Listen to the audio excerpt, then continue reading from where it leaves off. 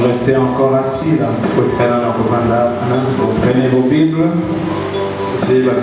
Psaume 145e.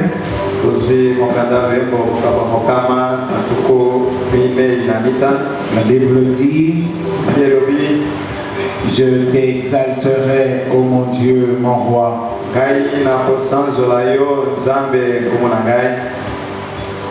Les Bibles, si on peut distribuer. Caleb. La Bible dit: je t'exalterai, ô mon Dieu, mon roi. Et je bénirai ton nom à toujours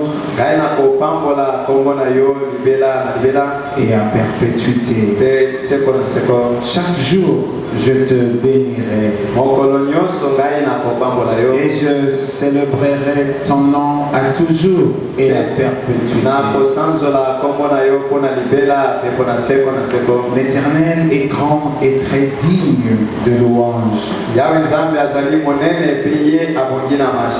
Et sa grandeur est insondable. Que chaque génération célèbre tes œuvres et chaque génération publie tes hauts faits. Je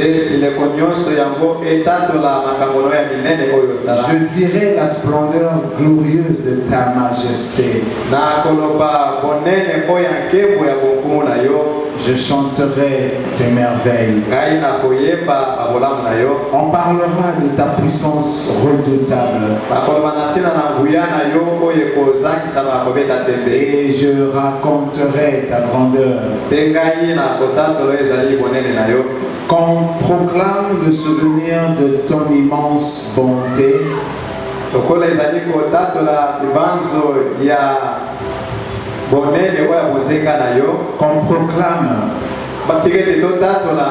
Qu'on proclame le souvenir de ton immense bonté et qu'on célèbre ta justice. L'Éternel est miséricordieux et compatissant. Il est lent à la colère et plein de bonté. L'Éternel est bon envers tous. Et ses compassions s'étendent sur toutes ses œuvres. Toutes tes œuvres te loueront, ô Éternel. Et tes fidèles te béniront. Ils diront la gloire de ton règne. Et ils proclameront ta puissance pour faire connaître au Fils de l'homme ta puissance et la splendeur glorieuse de ton règne.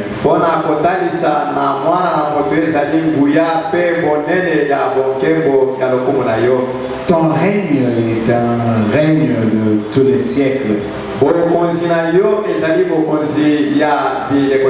Et ta domination subsiste dans tous les âges.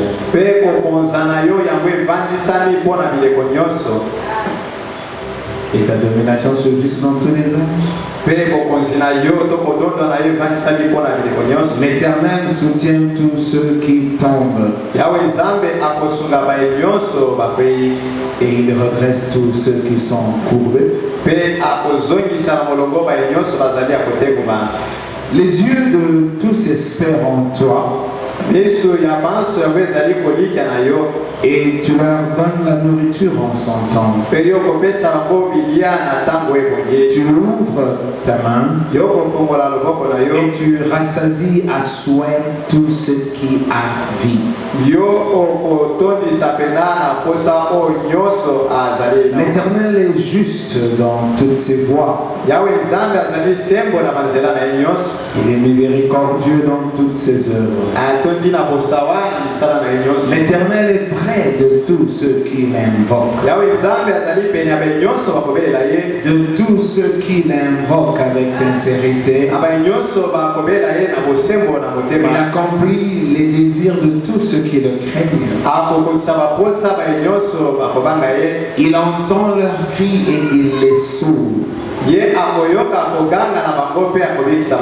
L'Éternel garde tous ceux qui l'aiment.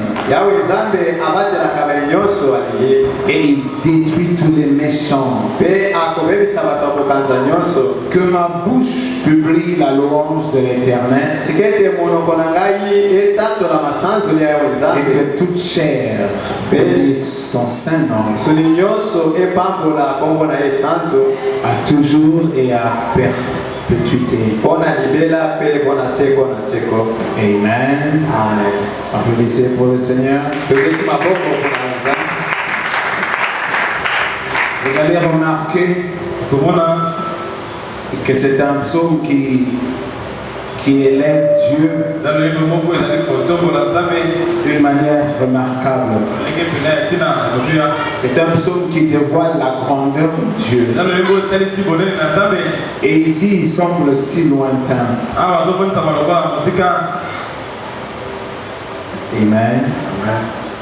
Oh, l'onction qui a saisi le roi David, il l'a amené dans les lieux si élevés et il a manifesté la grandeur de Dieu. Il nous paraît très grand ici. Mais quelque part là, la même onction, toujours dans le roi David, a prophétisé de la venue du Messie. Amen. Amen. Ici, si tu peux t'accaparer de cette grandeur de Dieu et entrer dans la volonté de ce Dieu grand, tel que le psaume l'expose ici, et si vous pouvez par la foi vous retrouver en Christ Jésus, la même onction qui saisit le roi David pour dévoiler la grandeur de Dieu ici, pour nous parler de sa puissance, comment il est béni à toujours, comment il est glorifié à perpétuité. La même onction saisit le roi David et nous découvrons qu'il y a eu un projet lorsqu'ils viennent dans la chair. Et c'était le Messie. Maintenant, si nous allons dans Matthieu quelque part, n'oubliez pas Psaume 145, on va y retourner. Vous allez voir que quand il marchait dans le jour de sa chair, il a dit aux uns et aux autres qu'il était venu pour les malades, qu'il était venu pour les pécheurs. On lui a reproché parce qu'il était dans la maison d'un grand pécheur, Matthieu. Et il a répondu à ceux-là que ce sont ceux qui sont malades, sont ceux qui ont des problèmes, qui ont besoin d'un médecin. Alors ce matin, quand je méditais, j'ai pensé à Ruth. Comment il a quitté sa ville natale et il a suivi Naomi. Je ne sais pas. Il y avait Ruth et Orpa. On ne sait pas ce qui s'était passé dans le cœur de Ruth pour aller vers un Dieu qu'elle ne connaissait absolument pas. Naomi a essayé même de la décourager. On ne sait pas ce qui s'est passé dans le cœur de cette jeune dame pour qu'elle s'accroche malgré tout à un Dieu qu'elle connaissait. Elle a dit, ton Dieu sera mon Dieu, où tu iras j'irai, où tu mourras je mourrai. Quand elles sont arrivées, il n'y avait pas d'espoir pour toutes les deux dames. S'il n'y avait pas d'espoir pour Naomi, il y en avait encore moins pour Ruth. Elle était une étrangère. Elle était veuve. Elle avait beaucoup de problèmes. Elle n'était pas chez elle. Elle était sur une terre inconnue. On ne sait pas ce qui s'était passé dans le cœur de Ruth. Quel type d'espoir elle était étrangère. Elle n'avait aucun lot avec Israël. Elle était exclue. Pour commencer. Mais elle s'est accrochée à Naomi. Dans le prophète dit que Naomi était le symbole du Saint-Esprit. Mais maintenant remarquez, le Saint-Esprit ne vous donne rien.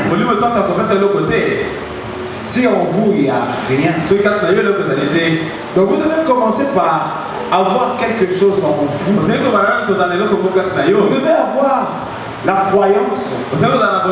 S'il ne faut pas qu'on parle de la foi, vous devez ne fût-ce que croire.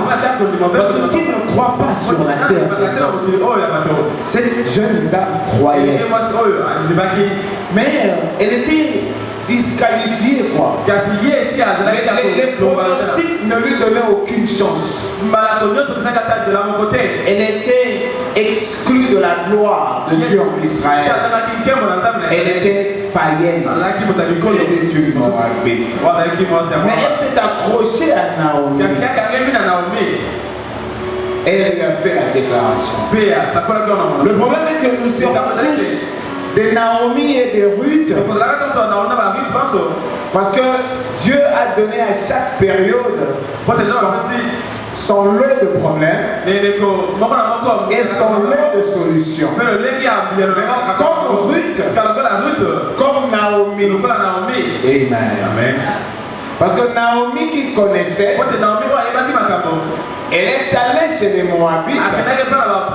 C'était peut-être malgré elle. Elimelech, son mari, elle avait emmené. Il est mort. Et les deux fils sont morts.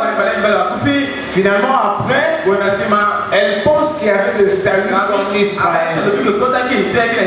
Naomi aussi partageait la même foi qu'avec Ruth. Quand elles sont arrivées, il n'y avait pas d'espoir. Mais écoutez-moi, la parole de Dieu n'appartient à aucun homme. Non. La parole de Dieu n'est l'apanage d'aucun pasteur. La parole de Dieu appartient au Seigneur. La Bible, comme je vous dis toujours, il est tridimensionnel. La Bible a des principes, des lois. La Bible contient aussi des promesses. La Bible regorge aussi des prophéties. Amen. Alors quand elle vient à nous, nous devons apprendre à distinguer ces éléments et savoir quel moment de la vie on peut s'accrocher en telle ou telle autre chose. Amen. Quand ils sont arrivés, Naomi savait qui avait un droit de rachat. Mais qu'est-ce qui s'est passé dans le cœur de Ruth? Elle a simplement cru. Elle n'a pas fait de calcul. Mais certainement quelque chose s'est passé dans son cœur. Sinon elle resterait chez elle. Parce que chez elle il y avait aussi des divinités. Quand je vous parle, je voudrais que chacun reconnaisse que si tu es venu dans le Seigneur, c'est que quelque chose s'est passé en toi. Vous n'êtes pas venu par hasard. Oh là, j'ai suivi la prédication, le prédicateur priait ici. Il a parlé de la profondeur qu'il y a dans l'enfant de Dieu. Si. Il y a une profondeur qui est dans chacun de nous. Maintenant, si vous ne savez pas exploiter cette profondeur-là, le prophète dit que vous resterez malheureux toute votre vie. Vous ne perdrez pas le salut, mais vous souffrirez. Vous savez ce que ça veut dire? Savoir se tenir tranquille et croire. Alléluia. Vous devez croire que chaque jour appartient au Seigneur. Chaque vie lui appartient. Si je peux vous dire une folie, chaque situation lui appartient aussi. Amen. Vous devez vous apprendre à vous tenir et respecter. Qu'est-ce qui s'est passé dans le cœur? Il s'est accroché à un Dieu. Mais on a remarqué. Parce que nous ne voulons jamais démarcher. Or, il nous faut démarcher. Parce que quand vous mettez un pas, alors que Dieu aussi met un pas, ce sont ces principes. Amen. Amen. Il dit, je m'approcherai de qui ça? De moi. Et je m'éloignerai de qui c'est de moi. Écoutez, Ruth est entrée là. Le quotidien a commencé. Oh, ils étaient si pauvres. Oh, pauvres que pour manger, il fallait que quelqu'un se lève. Naomi était peut-être vieille. Elle était fatiguée. Alors la jeune fille a dit, la jeune dame, et non mais moi je me lève, je vais aller glaner. Et remarquez, c'était la moisson. Généralement la moisson représente une grande bénédiction pour les saints. C'était la moisson. Est-ce que Naomi savait-elle que c'était la moisson? Est-ce qu'elle observait les saisons? Ça peut être. Parce qu'elle vient de là. Mais déjà, elle exploite son intelligence de manière positive. Oh, vous devez souvent être intelligent. De manière positive. C'est la moisson. Alors, quand elles sont arrivées, elles n'avaient rien à manger. Alors, voici que Ruth se lève avec beaucoup de courage pour aller souffrir un peu. Souffrir pour vivre. Souffrir pour tenir. Elle devait glaner après. Parce que Dieu miséricordieux qu'il est, il avait dit aux riches, vous savez que nous devons toujours apprendre à partager. Si. Apprendre à partager un peu. À partir de peu. C'est l'esprit de Dieu. Dieu aime celui qui donne. Si. C'est un signe même du Saint-Esprit. Parce que le Saint-Esprit détruit l'égoïsme. Si ce n'est pas le cas, essayez de vous exercer sur base de la parole de Dieu. Le Seigneur aime aussi ceux qui s'exercent sur base de sa parole. Alors on avait dit quand on glane, les moissonneurs récupèrent les herbes, les blés et tout ça. Naturellement, il y a des gens qui tombent dans Ne fermez pas vos champs, ne clez pas, laissez les ennemis qui viennent glaner les petites tiges qui d'une tige à une autre, d'une tige à une autre. Le démuni arrive à une petite gerbe qui lui permet aussi de vivre. La grande quantité est partie pour les grands bénéfices de l'homme d'affaires. Mais voici que le démuni aussi peut se. Alors, Ruth était comptée parmi celles. Ça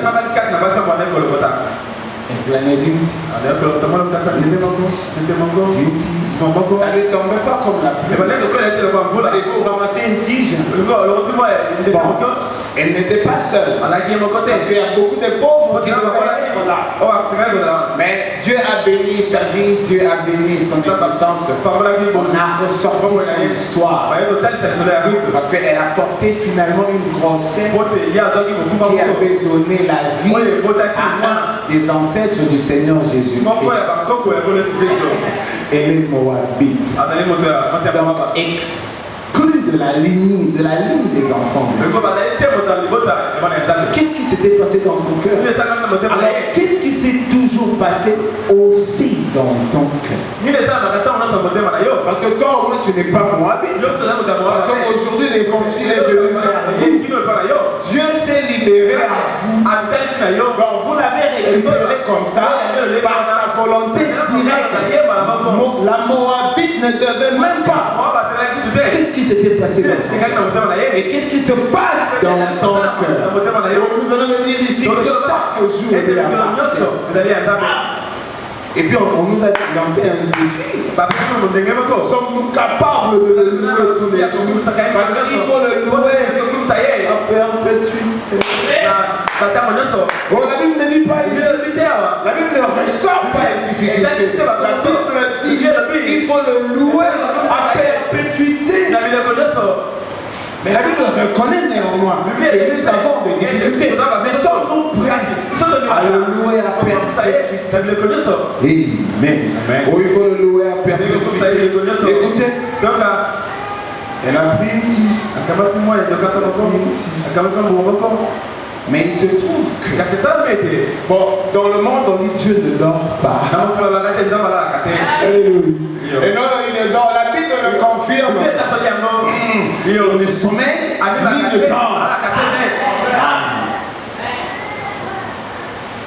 Le prophète dit Boaz était l'un des la famille d'Elimelech.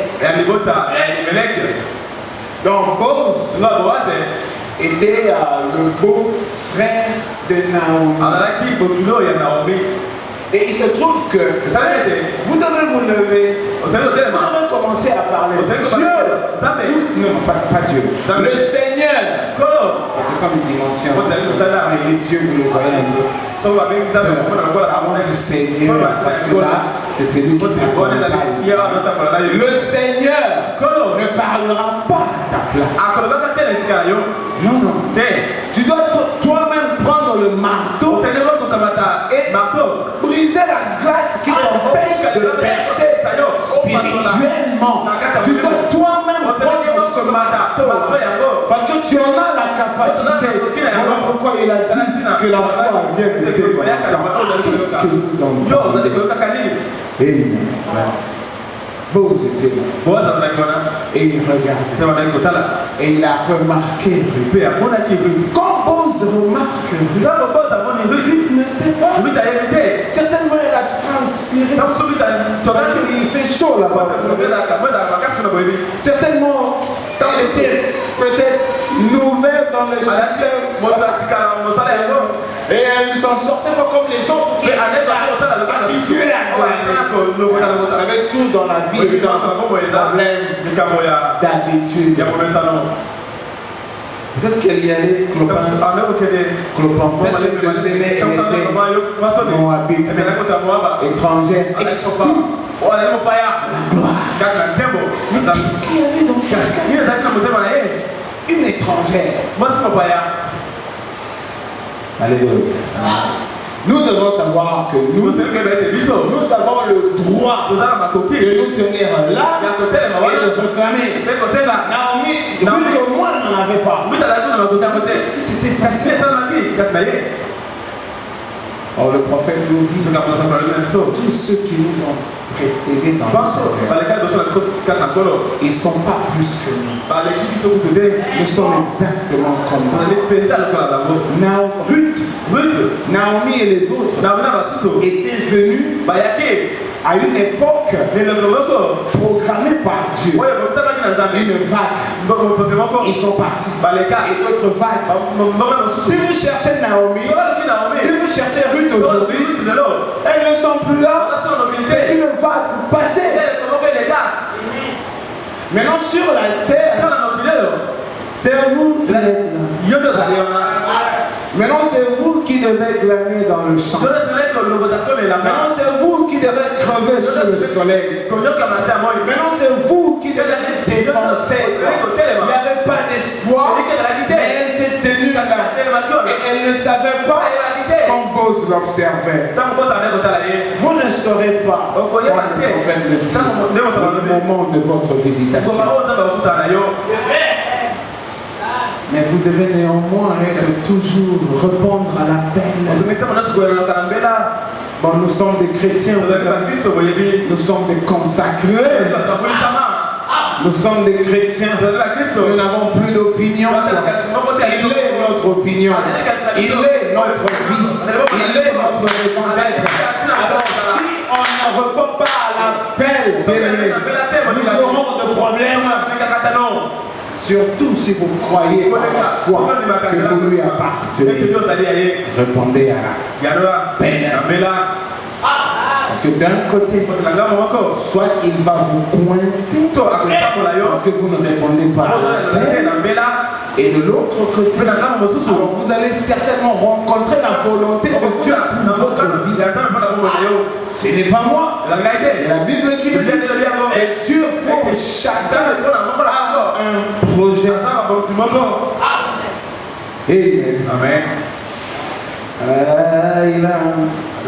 Écoutez, quand Boaz commençait déjà à regarder Ruth, la pauvre ne savait pas, mais elle continuait à glaner. Répond à l'appel. Il nous a dit que nous devons l'élever tous les jours de notre vie. C'est un Dieu qui a toujours sa magnificence tous les jours de notre vie. Quand est-ce que Dieu dans ta vie a-t-il perdu sa magnificence? Quand une difficulté est arrivée, vous ne savez pas que nous sommes soumis dans une sorte de vie de haut et de bas. Et chaque individu a son épreuve, chaque famille a son épreuve. Il y a personne qui soit sans épreuve. Et tu peux peut-être dire que la tienne est bien plus grande. Mais s'il vous plaît, tenez-vous tranquille. La Bible dit, tenez-vous tranquille. Reconnaissez sa divinité. Et vous serez là. La Bible dit, peu importe votre fatigue, peu importe que vous soyez dépassé, Dieu a dit qu'aucune épreuve ne surpassera vos forces. Alors quand tu sens que la force commence à te quitter, rappelle-lui, c'est une belle occasion. Ne t'échappe pas dans l'incrédulité. Comme on nous a dit ici, que les enfants de Dieu passent plutôt leur temps à se plaindre, alors que les prophètes disent, ils nous coincent de foi avant de nous inciter à aller à lui. Et voici coincés. Et nous nous plaignons. Vous ne vous plaindrez jamais avec le Saint-Esprit. Ça sera toujours l'Esprit qui nous faire pour te distraire dans des plaintes. Parce qu'il y a un moment où ton épreuve est bien plus grande. Dieu garde sa magnificence. Alléluia. Applaudissez pour le grand Dieu.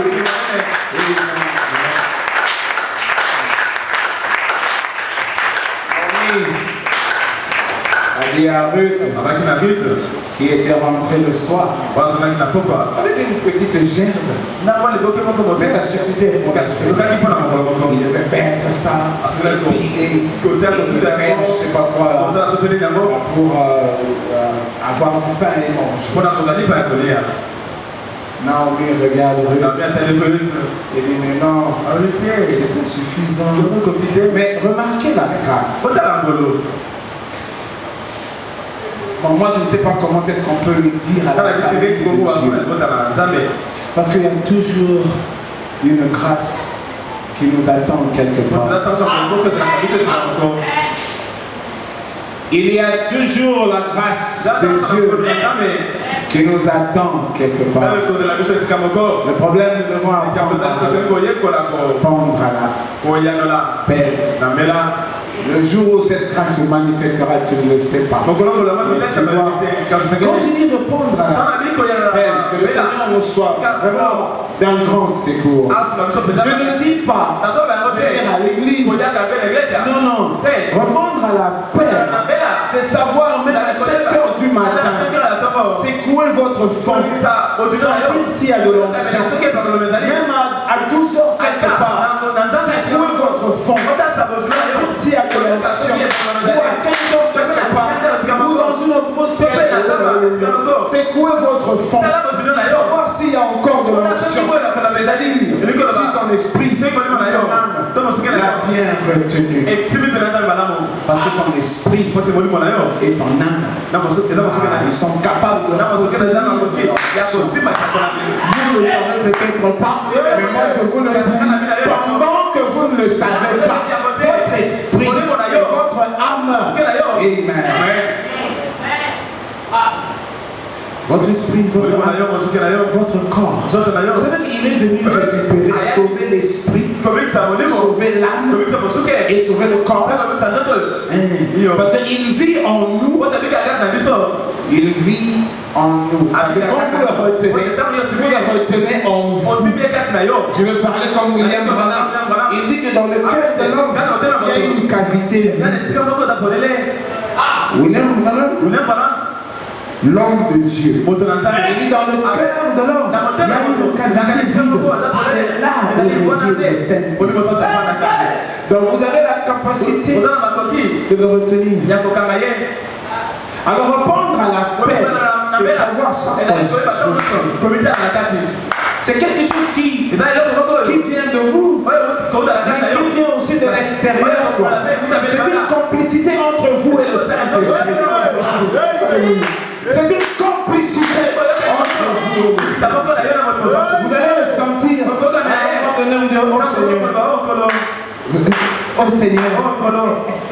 Amen. Et quelqu'un lui dira, ah, qu'est-ce que le Seigneur a fait? Non, il ne sait pas.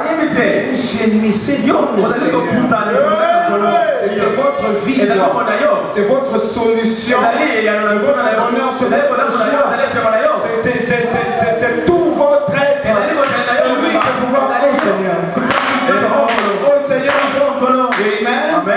Et la grâce sera toujours là pour vous aider à sentir que vous pouvez toujours répondre. Amen. Parce que le jour où il vous visite, vous ne le saurez pas. Ruth ne savait pas quand. Elle était là comme une minable.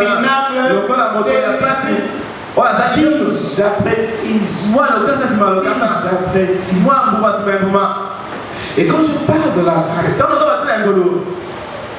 Dieu a dit dans sa parole, il ne laisse jamais dehors celui qui vient à lui. Oh, nous parlons dans le vide, mais quelqu'un doit prendre ça.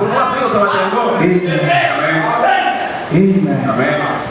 La grâce est toujours là. Et Dieu fait toujours quelque chose. Vous savez, si hier il a fait, aujourd'hui en principe, selon la prophétie, il doit encore plus faire. S'il n'a pas encore fait, toi tu as une obligation. Réponds à la paix. Parce que quand il viendra pour toi, tu ne sais pas. Ah, vous savez, il y a des infirmités que Dieu même conserve au milieu de nous. Vous savez que nous partons pour l'enlèvement. Vous ne savez pas qu'avant d'aller à l'enlèvement, il y aura la grande gloire de Dieu qui va se manifester dans la vie de chaque enfant de Dieu. Et pour ce faire, Dieu a besoin qu'il y ait encore un peu d'infirmité par-ci.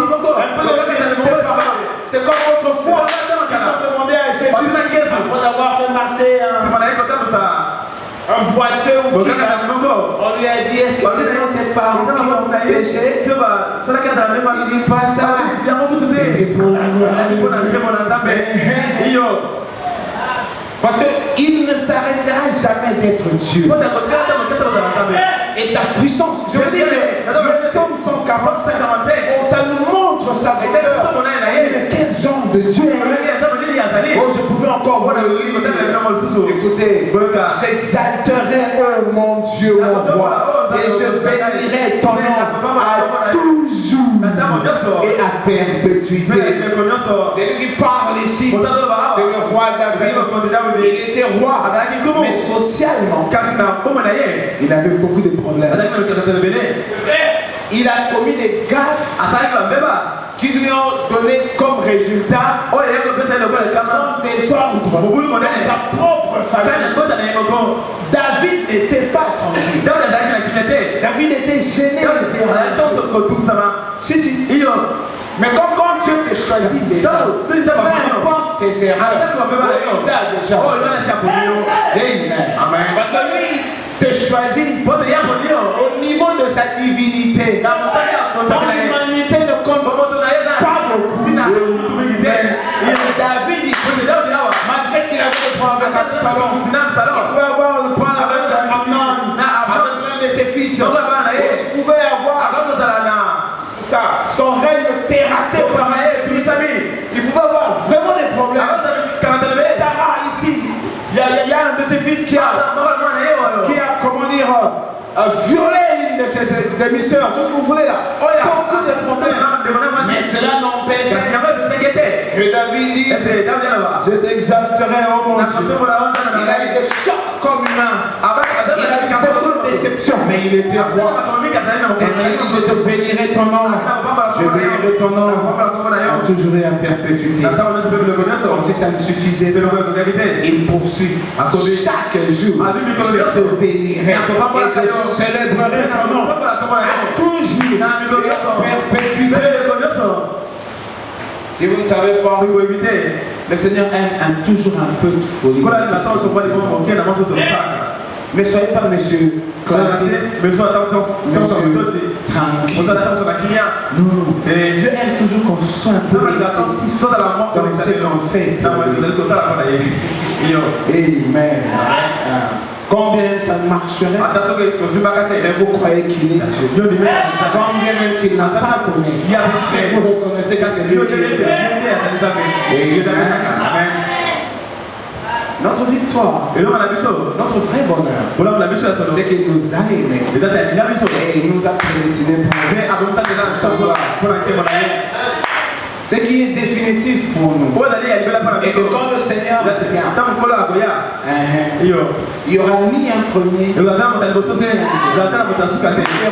tout dans la base des sujets de Jésus-Christ. Ne vous en faites pas. Au même titre d'égalité, parce que c'est lui qui va hériter de l'éternité. Il vient de Dieu. Aucun fils n'a plus de valeur que l'autre. Ça n'existe pas. Si Dieu doit être sérieux dans la séquence de sa famille, les myriades, c'est les myriades qui viendront depuis les vagues d'Adam jusqu'à là. Ils seront tous sur le même pied d'égalité. Ce sont des fils et des filles de Dieu. Amen. Asaph un jour a regardé un païen. Il ne craignait pas Dieu, mais il évoluait. Asaph regarde, il ne fait rien pour Dieu, mais tout lui marche aussi bien. Moi je suis tout le temps à l'église, mais ça marche pas. Et il s'est mis à crier. Il a eu la grâce. L'onction est descendue. Son âme était. Dieu lui a dit, qu'est-ce que tu veux? Il dit, mais c'est pas rien. Il fait rien. Mais il est robuste. Nos enfants sont bons. Ses affaires marchent toujours. Regardez là. Dieu n'a pas dit, bon, descends. Je te bénirai aussi. Vous devez aussi savoir. Est-ce que vous savez que nous sommes les instruments dans ses mains?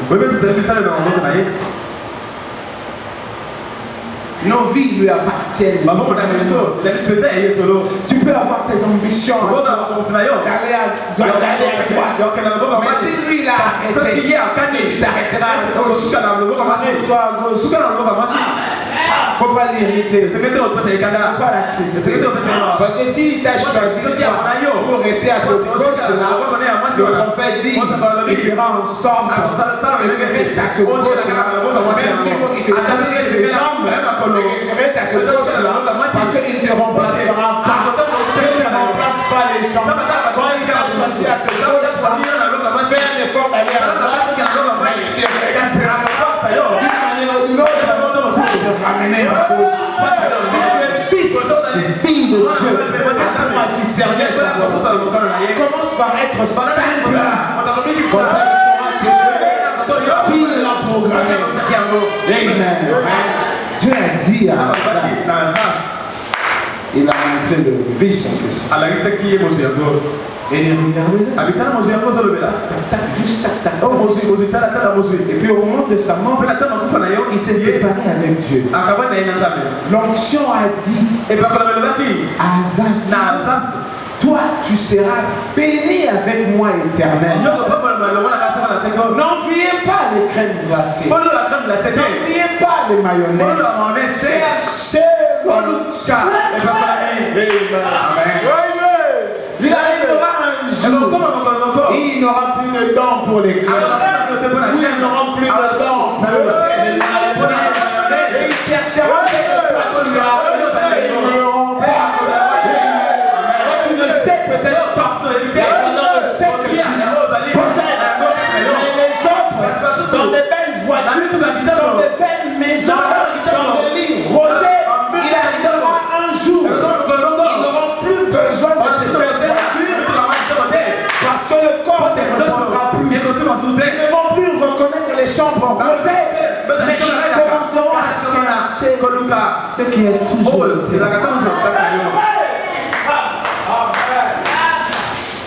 C'est que Dieu a dit à Azaph, tu seras avec moi. Vous savez, il y a une fois quand les difficultés sont énormes, transcendées.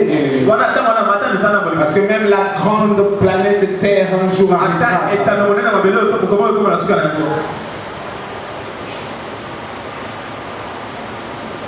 Amen. Ah, pourquoi tu as amené la gerbe de fleurs ici? J'ai dit, mais vous savez pas que la Bible dit gerbe pour le deuil. Hein? Comme il n'y avait pas où garder ça, moi j'ai gardé ça. Quelqu'un dit, pourquoi tu as amené ça ici? Ça rappelle que quelqu'un est mort. J'ai dit, mais tu ne sais pas que la Bible dit, nous exhorte à plus être dans une maison que dans une maison de mais nous c'est juste le contraire. Nous voulons nous habiller, mais je sais, nous parfumer et aller à la fête. Mais quand la Bible te regarde, la Bible constate que tu ne comprends pas. C'est pourquoi la Bible dit ça? Parce que vanité de vanité, tout n'est que vanité. Vaut mieux aller quelque part où tu vas vraiment raisonner pour comprendre que non, pas encore. La gloire de Christ est à venir. Et la bénédiction de cette gloire est une bénédiction divine. Vous ne vous êtes jamais imaginé. La Bible dit que tout ce que nous voyons ici est le faux du vrai. Considérez le faux ici. Ça nous montre déjà la puissance de ce Dieu-là. Mais c'est ce Dieu-là qui nous dit, ne regardez pas encore. Parce que votre gloire est à venir. Mais nous voulons aller à la fête. La Bible dit, non, on aller dans une maison de deuil. Pour que vous compreniez que vanité de vanité. Amen. Tout n'est que vanité. Oh,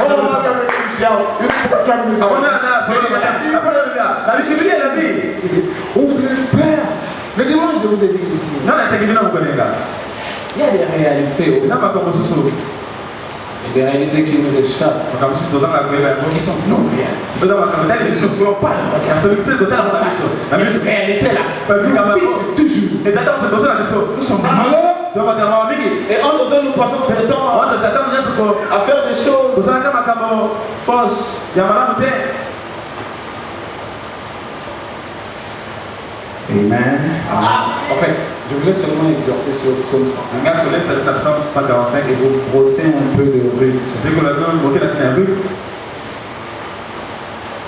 J'ai vraiment largement dépassé le temps. Je pourrais continuer avec Ruth demain. Levez-vous, on va donner le psaume.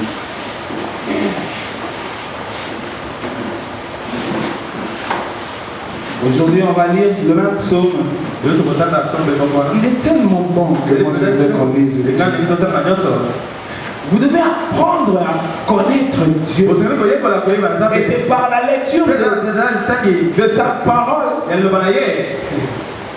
en son nom, en touchant toutes ces lignes qui nous met en exergue sa volonté.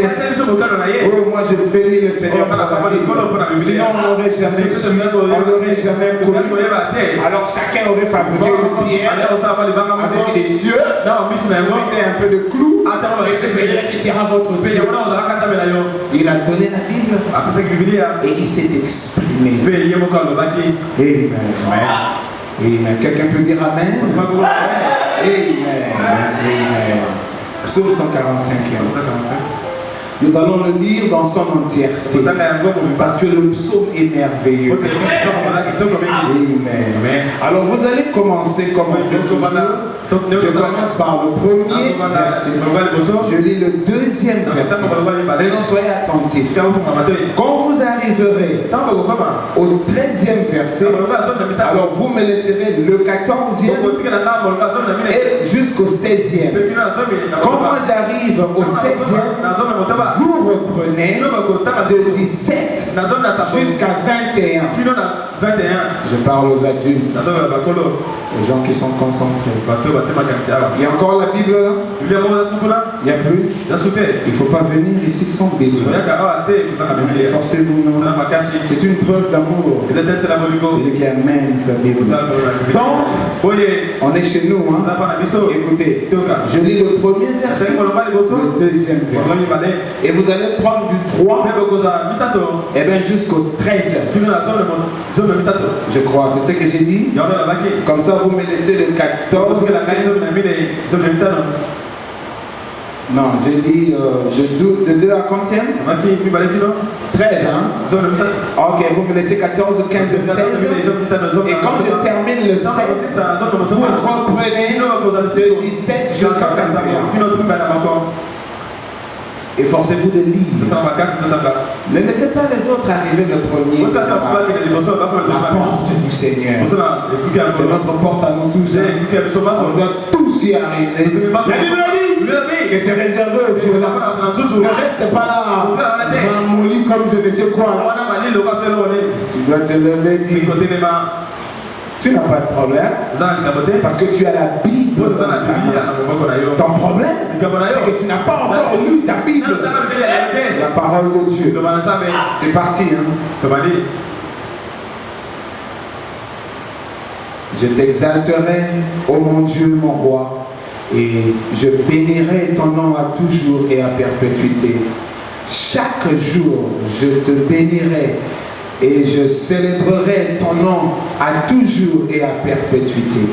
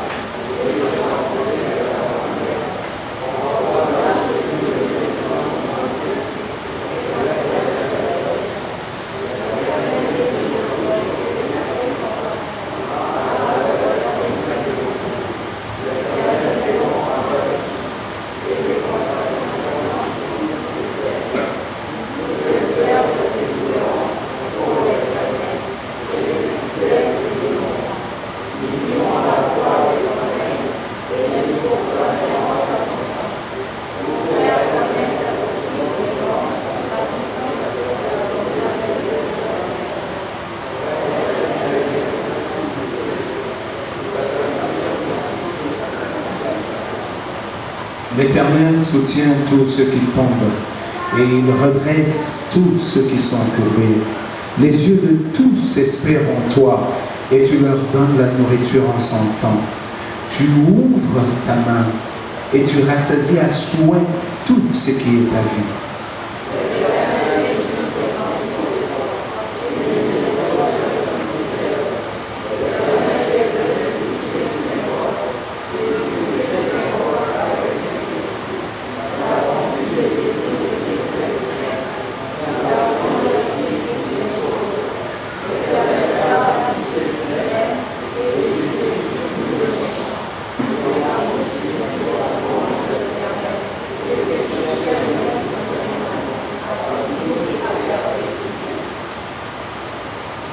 Applaudissez pour le Seigneur.